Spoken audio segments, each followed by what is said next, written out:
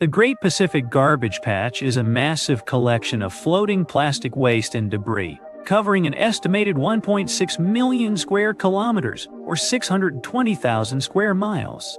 It is located between Hawaii and California, where ocean currents trap plastic pollution.